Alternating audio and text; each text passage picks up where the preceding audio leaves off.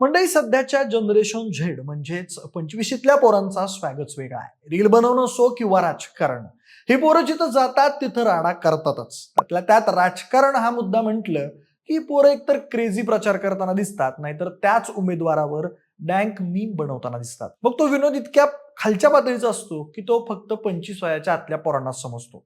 त्यावरती पोट धरून हसतात आणि मिलियन मध्ये शेअर करतात. आता तुम्हाला प्रश्न पडला असेल की या इन्स्टा स्नॅपचॅटच्या दुनियेत रमणाऱ्या तरुणाईला खरंच राजकारणात रस आहे का?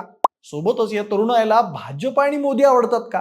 तर याचं उत्तर हो किंवा नाहीच्या मधल्या कुठेतरी वाईब मध्ये आहे. तीच गोष्ट आपण आज उलगडून पाहणार आहोत. आताच्या काळातल्या जेनझी मुलांना खरंच भाजप पक्ष आवडतो का? त्यांची विचारसरणी कशा पद्धतीची असते, राजकारण त्यांच्यासाठी काय, हेच आपण या व्हिडिओच्या माध्यमातून जाणून घेणार आहोत.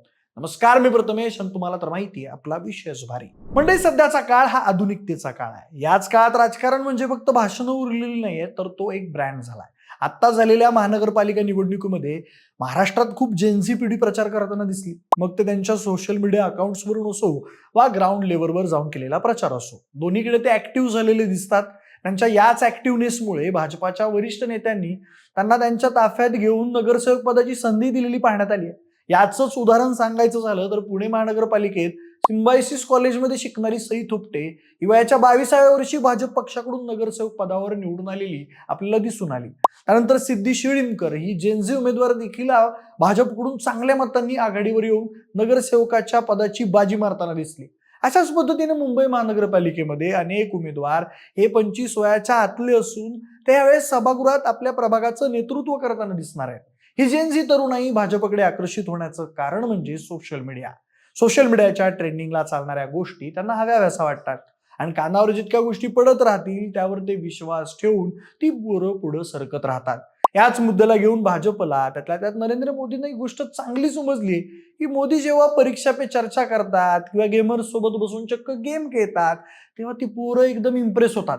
मोदींना माहितीये की या पिढीला लांबलचक भाषणं नकोय, त्यांना हवाय कनेक्ट. मोदींनी अनेकदा भाषणांमधून म्हटलंय की ही पिढी स्वप्न पाहणारी नाही तर स्वप्न पूर्ण करणारी आहे. मोदींच्या मते जेनझीकडे कॅन डू वाला ॲटिट्यूड आहे. ते म्हणतात की आजचा तरुण नोकरी मागणारा नाही तर स्टार्टअप्सच्या माध्यमातून नोकरी देणारा बनतोय.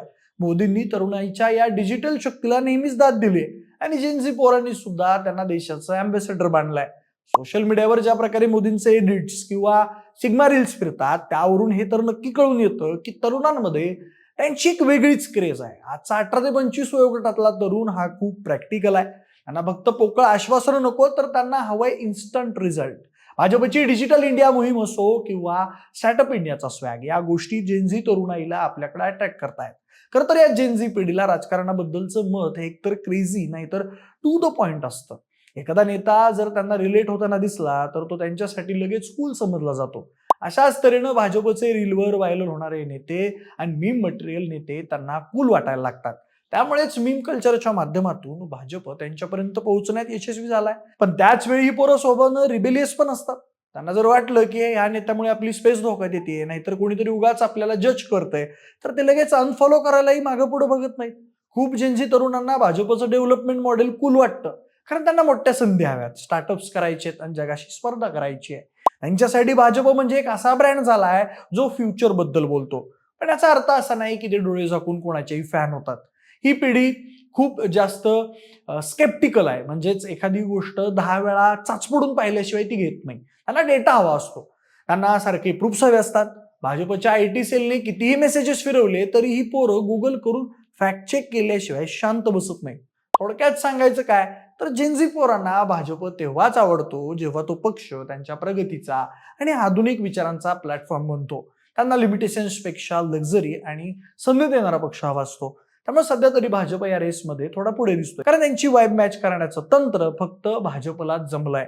पण लक्षात ठेवा, हे जेनझी पोरं आहेत त्यांचा मूड स्विंग झटकन होत असतो.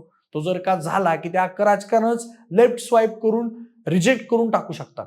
त्यामुळे भाजप असो किंवा इतर कोणताही पक्ष, त्यांना या पिढीची वेव पकडण्यासाठी सतत अपडेट राहावंच लागणार आहे. पण इथेच एक ट्विस्ट सुद्धा आहे. ही पिढी फिल्टर नसलेली आणि एकदम रॉ आहे. त्यांना जर कुठं असं वाटलं की कशावर तरी उगाच बॅन येतोय किंवा कोणीतरी त्यांच्या वैयक्तिक आवडीनिवडीवर कमेंट करतंय तर त्यांचा पारा लगेच चढतो. भाजपची काही कट्टर विचारसरणी जेव्हा त्यांच्या फ्रीडम ऑफ चॉईस मध्ये येते तेव्हा ही पोरं थोडी त्यांच्यापासून डिस्कनेक्टही होतात. त्यांना धर्म आणि परंपरा जपायला आवडतात, पण ते करताना कोणावर रेस्ट्रिक्शन्स आलेले त्यांना पटत नाही. त्यांच्यासाठी कूल इंडिया म्हणजे असा देश आहे जिथं हायस्पीड इंटरनेटही असेल आणि प्रत्येकाला हवं तसं जगण्याचं स्वातंत्र्यही असेल. त्याचबरोबर भाजपच्या बाबतीत त्यांची आणखी एक थॉट प्रोसेस म्हणजे कन्सिस्टन्सी. या पोरांना धरसोड वृत्ती अजिबात आवडत नाही आणि भाजपची डिलिव्हरी त्यांना बऱ्यापैकी सॉलिड वाटते. पण त्याच वेळी मीम कल्चरमुळे ते राजकारणातील विनोदी बाजूही एन्जॉय करताना दिसतात. त्यांच्या लेखी भाजप म्हणजे एक असा स्ट्रिक्ट पण प्रोग्रेसिव्ह घरच्यांसारखाच पक्ष आहे. त्यांच्यावर ते प्रेम करतात, पण कधी कधी त्यांच्या काही नियमांमुळे वैतागतात सुद्धा. एकूणच काय, तर जोपर्यंत भाजप त्यांच्या स्वप्नांना खतपाणी घालताय तोपर्यंत ही जेनझी गँग भाजपला प्राधान्य देताना दिसेल. कारण त्यांना स्लो सिस्टीमपेक्षा फास्ट अँड डॅशिंग रिझल्ट देणारा पक्ष जास्त जवळचा वाटतो. त्यानंतर विषय येतो तो म्हणजे जेनझी पोरांच्या राजकारणावरच्या निर्णयावरचा. ही जेनझी तरुणाई राजकारणाच्या बाबतीत खूप अल्गोरिदमवर जगणारी असते. त्यांना निवडणुकीचं रिंगण असो किंवा आयुष्याची लढाई असो, हाय व्होल्टेज ड्रामाच पाहिजे असतो. निवडणुकीच्या रिंगणात उतरताना ओल्ड स्कूल पद्धतीनं विचार ते करत नाहीत, तर त्यांची निर्णय घेण्याची क्षमता ही पूर्णपणे स्मार्ट आणि शार्प आहे. हे लोक कोणाच्या सांगण्यावरून किंवा घराण्याचं राजकारण बघून आपलं मत ठरवत नाही, तर त्यांचं मत त्यांच्या मोबाईलच्या स्क्रीनवर ठरतं किंवा अनुभवाच्या जोरावर.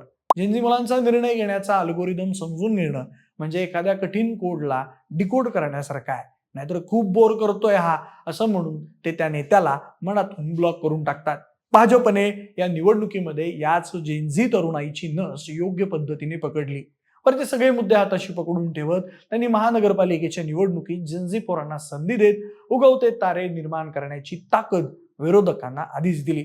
सोशल मीडियाच्या अल्गोरिदमवर खेळत जेनझी मुलांना हाताशी ठेवून त्यांनी ही बाजी मारली खरी, त्यात एक छुप रहस्य करून निवडून आणत त्यांना सभागृहात पाठवलं. त्यात भाजप पक्ष यशस्वी झाला.